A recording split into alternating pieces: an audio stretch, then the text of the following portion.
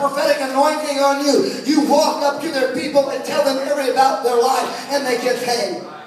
Can you handle when cancer patients are lined up from one wall to the other, and every one that you're praying for is being miraculously healed? Come on. Can you handle the pressure that is going to bring them? Because listen to what he said. Can you drink the cup that I drink?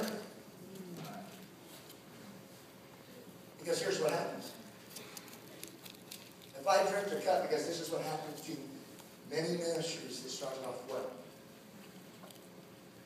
They drank the cup that God had for them, but they didn't have the character to complete the mission.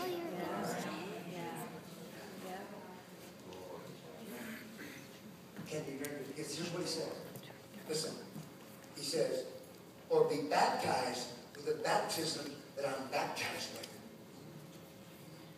Now we know that Jesus was baptized without measure. That means there's nothing he could not do. What would happen to you instead of flying out of Boise to Hawaii, you walk to Hawaii? Come on, water, come on.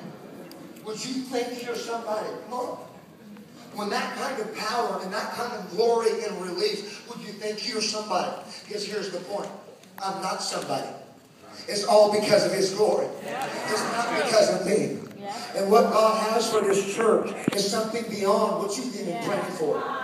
What he has for your life is beyond what you've been praying for.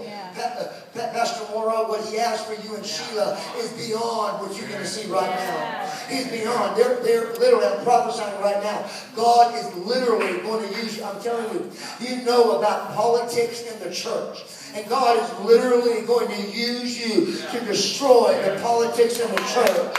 And what you're going to do, you're not leaving your denomination. Even when prophets have prophesied for you to leave, you're not leaving that denomination. You are changing it with them because you are carrying a measure of glory that's going to transform your denomination. Hear the word of the Lord, man of God. Come on, church. You're hearing what I'm saying, church. Peter, people leave where they're called from or called to.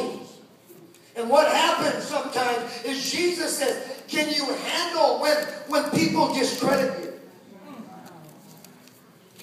I was in a service in California, and you know how we have our iPads, our iPhones, and our droids, and our Bibles, and we're looking at it. I was in a service preaching. And the pastor that I was preaching for, his place was fat, rather than move of God. And I was preaching. And as I'm preaching, the pastor gets this text from another minister about an hour away. He said, you know, I can't believe you're having John Harke. Do you know that he's into renewal? Did you know that he preaches false doctrine? And I didn't know it. But I turned the service over like I turn it over to Pastor Chuck every night at the conclusion of the service. And he walked up to the platform and he reads this entire letter from another pastor to the whole congregation. Give him all the hope. And I had people say, go talk to him. He's discrediting you. He's a leader in his denomination. You should talk to him. I said, no, I'm going to pray for him. That's right.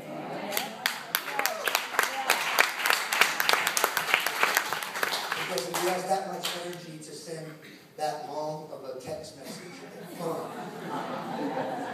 then I need to pray for him that he sits in God's glory. Because if he was sitting in God's glory, he'd be so enamored what God's doing at his church. Come on. He wouldn't have the time to attack somebody else.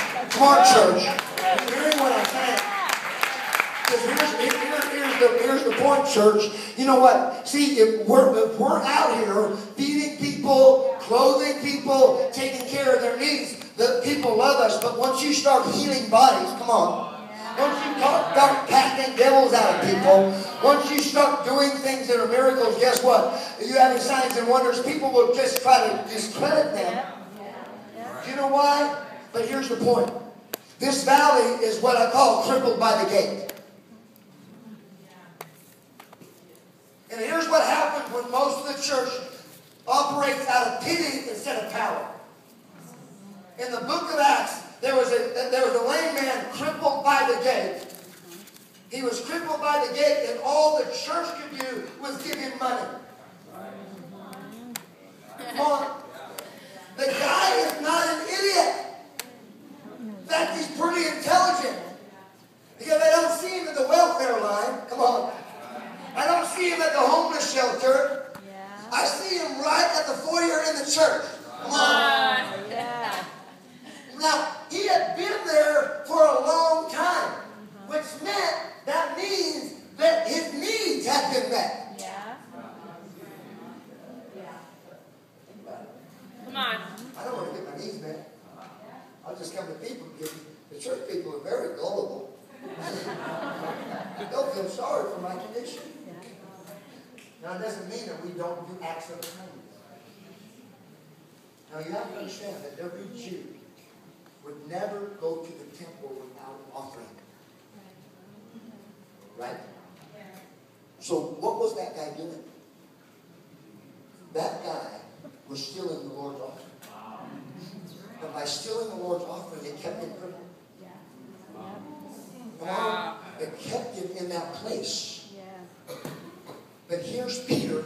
Now Peter and John, when they're living in glory. They're stationed in glory, church. And because they're stationed in glory, guess what? They brought money. They went to the temple to pray, and they went to the temple to give. That's why they went there. So when Peter said, "Silver and gold have I none," what he was really saying is, listen, silver and gold have I none for you. Because I've designated my silver and gold for God. And because I've designated for God, you don't need my silver and gold. You don't need my pity. You need the power and the glory that I'm carrying upon my life. Church, I'm telling you, higher ground, hear the word of the Lord. Somebody here is going to be releasing power instead of pity. God didn't call this church to really feel sorry. There's so many others that feel sorry for situations. But what people really need is the power of God. Come on.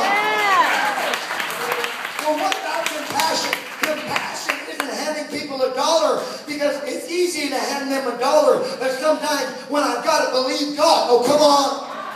Because some people can give it an offering, but they can't release the glory that's inside their life. Oh, Jesus. I feel like preaching right now. Because here's the thing, church. I don't know about you, but this church is not a plastic club. We've been raised up to release glory, to get people that are crippled by the gate. To get people that are crippled by the gate. We're going to get this whole valley up. We're going to get this state up. We're going to get this nation up. You're coming up. I'm going to drag you up. I'm going to pull you up. I don't care how many times you got to go through the prayer tunnel.